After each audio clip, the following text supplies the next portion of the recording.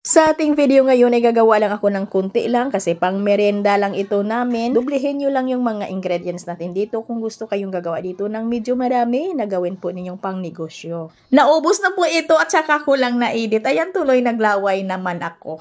Gumawa po tayo nito kasi may kamunting kahoy po tayo na galing sa bukid. Kaya tara, umpisahan na po natin to. So dito mga ga, meron po tayong 1 kilo ng kamunting kahoy at nabalatan na po ito at malinis na po, nahugasan na po ito. Hiwa-hiwain lang po natin ito ng mga maliliit at nang makuha din yung pinangkaugat niya sa gitna. At tinimbang ko ulit yung ating kamunting kahoy ay naging 976 grams na lang. At durugin po natin ito gamit yung ating food processor. Durugin po natin ito ng pinong-pino. At kung may mga kudkuran ka mo, yung tawag po sa amin ay lidkiran, ay pwedeng-pwede. At kung wala naman ay pwede yung gamitin natin yung pang-grated cheese, yung kudkuran ng cheese. At pigaan lang po natin ito ng kaunting piga lang po talaga mga ga. Kunting piga lang po.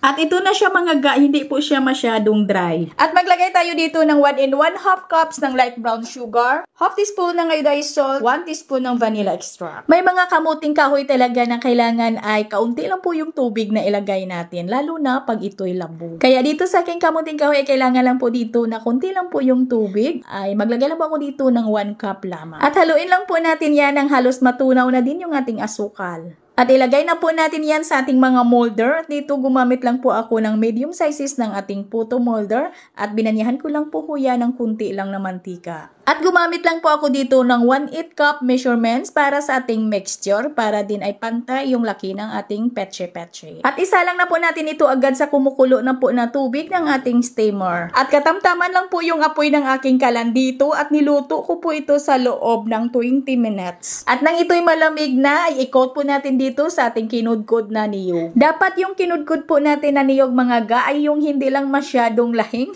Lahing po yung tawag dito sa amin. Dapat yung ungol lang po. Ungol po yung tawag dito sa amin. Iwan ko ba kung anong tawag.